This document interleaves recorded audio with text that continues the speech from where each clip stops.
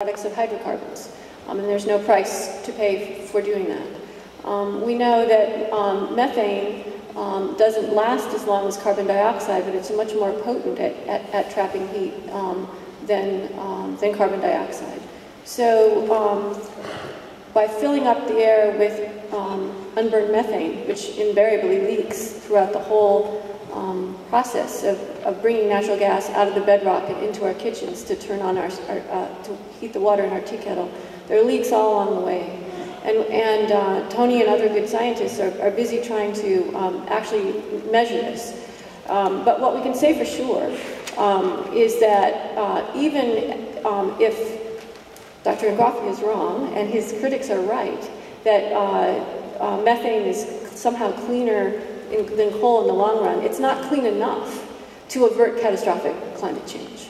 So even in the best possible scenario, it's not going to save us. So my question is, why build out this massive infrastructure, sacrifice our precious water, sacrifice our farmland, and turn us all into environmental refugees to swap out one deadly fossil fuel for another if the benefit for doing that isn't going to actually avert catastrophic climate change? And as somebody who grew up in a sacrifice zone, this is one of my particular concerns, and I'll just riff on what Kate had to say. I was diagnosed with cancer at the age of 20. I had bladder cancer. The average age of diagnosis for bladder cancer is 70, and it usually affects men. And I grew up in the Illinois River Valley, and I was just one of many cancers. I'm one data point in a whole cluster of cancers where I grew up, right downwind from 2 coal-burning power plants, the biggest, most polluting industry in the state of Illinois. I grew up just a mile and a half downwind from all that. All right, so I now moved my family here. I survived my cancer. I moved here. I chose this to be my adoptive homeland. I became a cancer patient at 20 and a mother at the brink of 40. I have 2 beloved children, one who struggles with asthma. I am not going to let this place become a sacrifice zone, nor am I going to let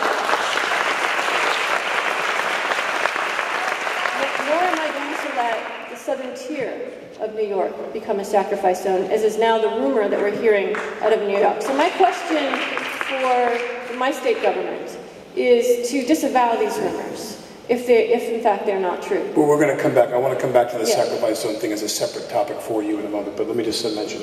To Tony and then to Kate, my question is, will hydrofracking activity and will abundant natural gas realize at this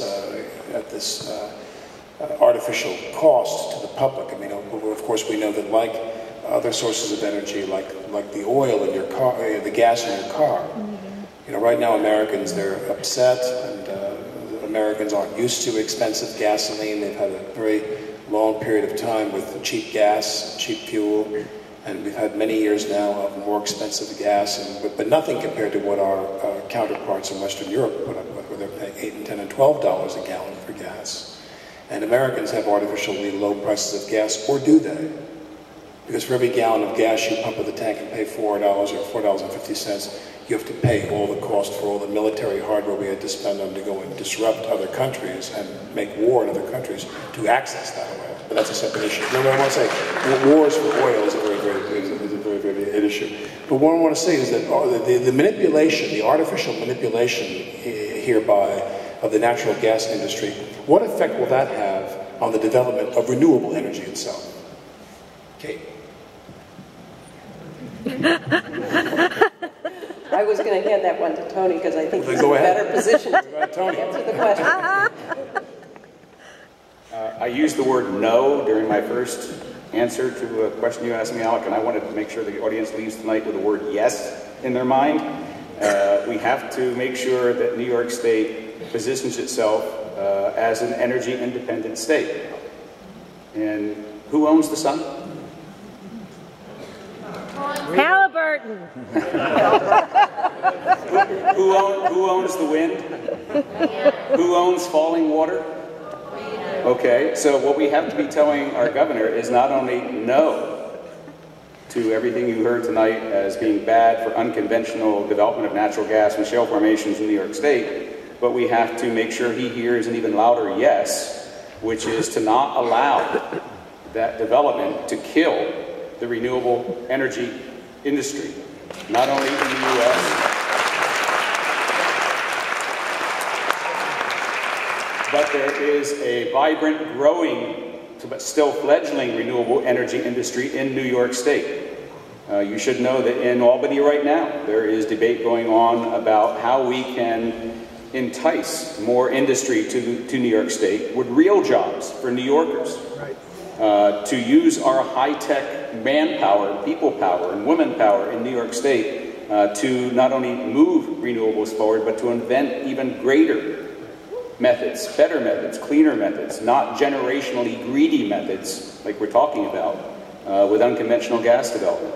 So one of the other insidious aspects, and we talked about a lot of them tonight, of the gas and oil industry right now manipulating the price of natural gas is that not only are they killing coal, but they're killing renewables. By artificially keeping the natural gas price low for a while they get their export facilities ready to go, and while they establish the markets in Europe and Asia, is that they're in effect causing very substantial disemployment and unemployment in the renewable energy industry. And we have to tell our governor not to allow that to happen in New York State. Say yes to renewables in New York State. Say yes to a new generation and a future generation of really good jobs, sustainable jobs and clean jobs in the energy industry in New York State. And I'd just like to add something. Applaud.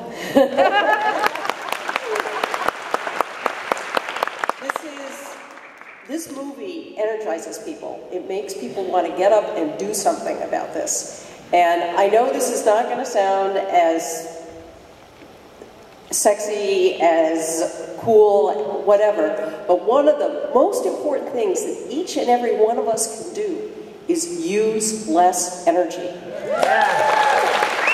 We have a piece of this too.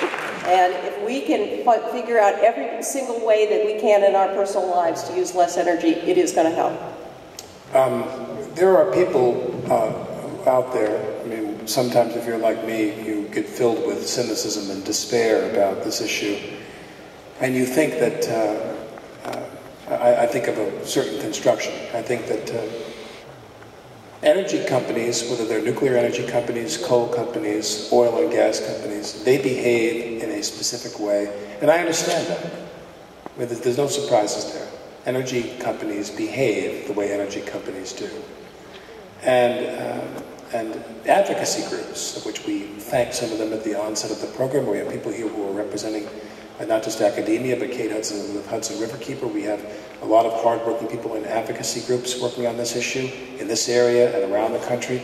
And those advocacy groups behave the way that we would expect them to. They have their agenda and they have their issue, their philosophy, and they act on that. And then the third group that is the one that I am the most concerned about are elected government officials, who are the ones that really can make a difference. They're the ones that stand between those two groups and have to be the arbiters of what's going to happen and not going to happen here. And of course, when the industry said that they weren't represented at this event, and they complained, that email I read you, and one of the things that made it easy for me to proceed with the panel as constructed is, as convened, is that the industry, they have the government's ear. The industry has the government's ear. While you're sitting here in this room, there are men and women around the world and in this country who are having lunches and dinners and breakfasts and on planes, and they're flying around, and they're going to hotels, and they're having conferences. As I always like to say, while you're asleep in bed, they're doing push-ups down in the basement. The energy industry is lifting weights and getting pumped up in the basement while you're going to bed, wondering what's going to happen.